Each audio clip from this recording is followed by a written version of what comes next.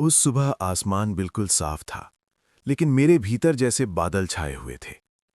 अस्पताल की खिड़की से आती धूप अमित के चेहरे पर पड़ रही थी। उसकी आंखें बंद थीं, सांस मशीन के भरोसे चल रही थी। मैंने उसका हाथ पकड़ा हुआ था, वही हाथ जिसने बचपन में मेरी उंगली पकड़कर चलना सीखा था। मुझे याद है, जब पहली बार वो स्कूल गया था तो डर के मारे रो रहा था और मैंने उसे गोद में उठाकर कहा था, डर मत, मैं यहीं हूं। आज वो बिस्तर पर लेटा था और मैं कुछ भी नहीं कर पा रहा था। डॉक्टर आए, कुछ बोले, फिर बाहर चले गए। मुझे सब समझ आ गया था। आदमी बहुत कुछ बिना शब्दों के समझ लेता है। थोड़ी देर बाद मशीन की आवाज बदल गई। नर्स ने मेरी तरफ देखा, फिर नजरें झुका लीं। अमित चला गया था, मेरा बेटा, मेरी पूरी दुनिया। मैं रोया नहीं। शायद शरीर ने तय कर लिया था कि अभी रोना भी एक विलासिता है। जब एम्बुलेंस से घर लौटे तो रास्ते भर लोग अपनी जिंदगी में लगे हुए थे। कोई सब्जी खरीद रहा था, कोई बच्चों को स्कूल छोड़ रहा था। दुनिया को मेरे दुख से कोई फर्क नहीं पड़ा, और शायद यही सच था। घर में कदम रखा तो ऐसा लगा जैसे दीवारें सिकुड़ गई हों। हर चीज अमित की याद दिला रही थी। उसकी हंसी, उसकी आवाज, उसका जूते उतारकर यूं ही छोड़ देना। नेहा, उसकी पत्नी, घर में थी, लेकिन हमारे बीच एक अजीब सी दूरी थी। उसने रोया भी, लेकिन वो रोना कहीं ना कहीं अपने लिए ज्यादा था। मैं कुछ कह नहीं पाया। मैं किसी को दोष देने की हालत में नहीं था। दिन बीतते गए, लोग आते रहे, जाते रहे। 13वीं भी हो गई। उसके बाद घर अचानक बहुत बड़ा और बहुत खाली लगने लगा। रिश्तेदारों की आवाजें थम गईं, लेकिन मेरे मन की आवाज तेज होती चली गई। मैं अपने कमरे में ज्यादा रहने लगा, वही कमरा जहां अमित अक्सर आकर मुझसे देर तक बातें करता था। एक शाम मैं उसकी तस्वीर के सामने बैठा था, सोच रहा था कि अब आगे क्या होगा। मेरी उम्र हो चुकी थी, शरीर भी पहले जैसा साथ नहीं देता था। मैंने खुद से कह लिया था कि मुझे ज्यादा कुछ नहीं चाहिए, बस एक कोना, थोड़ी इज्जत और शांति। दरवाजा खुला, नेहा अंदर आई। उसके चेहरे पर कोई भाव नहीं था। हाथ में मेरा पुराना बैग था, वही बैग जिसमें मेरी जिंदगी के जरूरी कागज थे। उसने बिना मेरी तरफ देखे कहा कि अब ये कमरा उसे चाहिए। उसकी आवाज में न दुख था, न हिचक, जैसे वो पहले से ही ये तय करके आई हो। मैं कुछ बोल पाता उससे पहले ही उसने बैग उठाया और बाहर जाने लगी। मैं उसके पीछे चल दिया। शरीर भारी था, लेकिन पैर अपने आप चल रहे थे। सीढ़ियों से नीचे उतरते हुए हर कदम के साथ ऐसा लग रहा था जैसे कोई मुझे अंदर से खाली कर रहा हो। बेसमेंट में उसने बैग एक कोने में रख दिया। वहां अंधेरा था, सीलन थी और हवा में अजीब सी बदबू।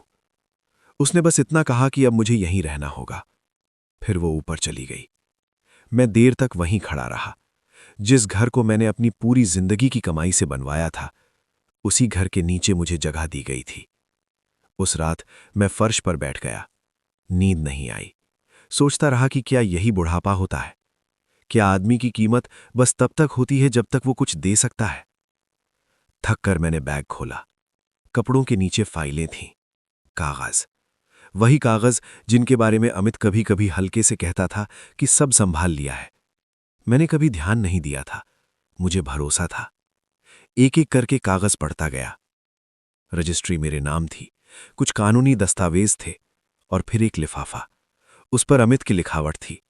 मेरे हाथ कांपने लगे। मैंने पत्र खोला। उसने लिखा था कि उसे डर था कि उसके बाद मुझे कोई बेकार समझेगा।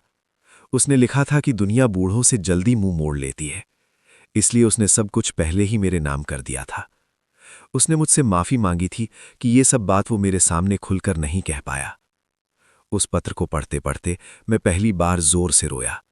बेसमेंट की दीवारें मेरी सिसकियां सुन रही थीं, लेकिन उन आंसुओं में सिर्फ दुख नहीं था, उसमें बेटे का प्यार था, भरोसा था और एक अजीब सी ताकत भी।